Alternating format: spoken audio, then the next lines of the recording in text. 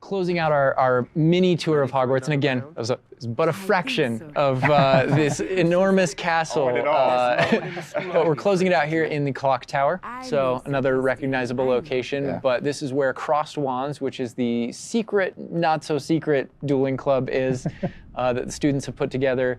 Professors definitely know about it, but they think they're being clever. And it's run by this Lucan Brattleby here, who's in a younger year, but we kind of like that that he's running things. Hello, Lucan. May I use the training dummy? Of course. I'll fetch it and give you a list of combinations to practice. Ready to have a try now? That would be wonderful. Be sure to cast all your spells before the dummy lands. If you need to stop practicing before you finish all of them, let me know. And this is a really good opportunity to now jump into combat, because really in the game, this is going to be the first time where you yourself get to learn about combat and combos in a big way and in a new way. For me personally, this was where the game really starts to open up to the possibilities. Yeah. So we've set up a training dummy, and this is kind of an activity where you're supposed to execute according to kind of the iconography on the top. Now, what we see on the top is the Accio spell, followed by 4 what we just kind of lovingly refer to as basic shots. There are certain spells what the wizards kind of use, just kind of fling. Andrew's using one now. And you trigger that by tapping R2 on your controller. So you can see in the corner R2.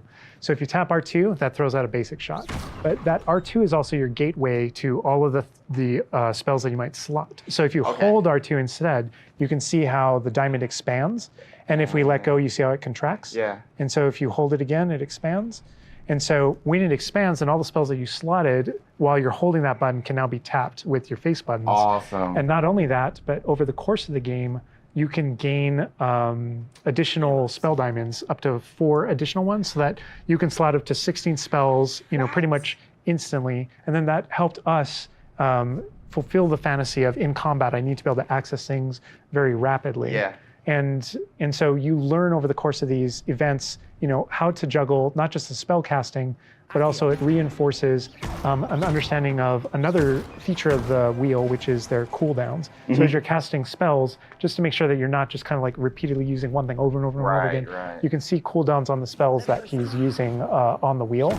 And then as you progress through the game, there are different things that can affect things, like cooldowns through your talents, different things that allow you to kind of juggle and adjust and update those things.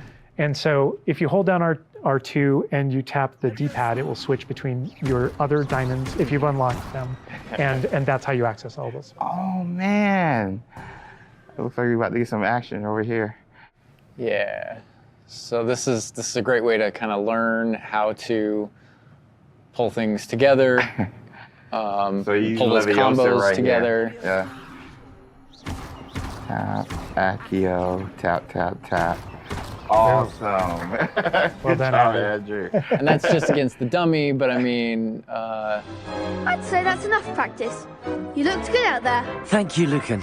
I say better to discover one's weaknesses during practice than during a duel. You'll be a fearsome challenger now. I think now we can take on something a little more challenging. It's going to shoot back. Now let's talk about some more features of the combat system. Hello, Lucan. Is the next round of Crossed Wands all set? Why, yes it is. I've got a great match lined up. Ready for another round? We're on a PS5 dev kit here, so we're going to be able to kind of pause the action and talk about what you're seeing on the screen, because there is about to be a lot going on. Okay. All right, here you can select if you want to fight with somebody else, some of your classmates. But in this case, we're not. We want that action to feel a little more frantic towards you to really get you that sense of combat. So apparently you've got quite the reputation, because they've got you up against 3 people. 3, off the jump. So I can explain this just because I know people are going to go into it, but we can probably just kind of jump in. So you're not the only one that has Protego and the ability to deflect. The enemies do too. And we actually play with that when it comes to the spell casting. So you notice that there are different colored kind of shields around the different characters. And you also notice that your spells have different colors on them.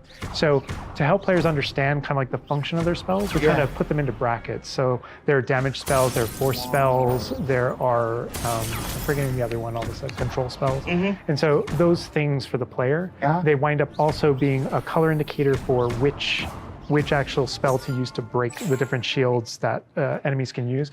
That way it rewards kind of like that close attention that you're paying on things. We've got this paused here now, and you can kind of see all the elements on the screen, the halo around the avatar's head, each of the different shields, to kind of give us a breakdown of what's going on. Give us a breakdown of different things that you're saying. So you notice at the top that we're kind of like calling out which enemy you currently have targeted and their level and health. And so, you know, as you target different characters, you'll be able to get that breakdown.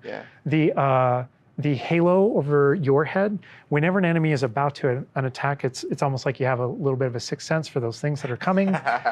If you see the halo, it means there's an incoming attack, and if you tap the triangle button by default, then that you'll be able to deflect that attack that comes in and off with the protect. And I love that deflect where it goes off and like hits things up and kind of breaks things off walls too. But also, if you hold the button, then it doesn't just deflect. It also deflects and turns around with a counter attack stupefy that actually stuns the enemy. And you can use that even in your combos and stuff. So if you're focused on a character, you know, and you're doing your thing, and someone else attacks you, you can actually turn that attack into a direct attack on the person that you're comboing. Back into gameplay here. Andrew's gonna pretty handily finish these other students off here, win this duel. How fast it is. It's like a dance. Yeah, we really felt like in the movies, there's almost like a, it's kind of like there's this element of kind of like fencing from a very great distance. That's such a good call. And there are a lot of things that we had to do with our controls and combat system in order to kind of capitalize on that idea that's pretty unique to the Wizarding world. Understandable. Yes. Well, perhaps you should try that next time. The other duelists have already taken notice of you, but after that last round, they'll really have it in for you. You'd better keep practicing if you want a chance at winning, or at least surviving the next round. I'll let you know when we're ready. Hope to see you then. The next round is for all the gobstones, so to speak.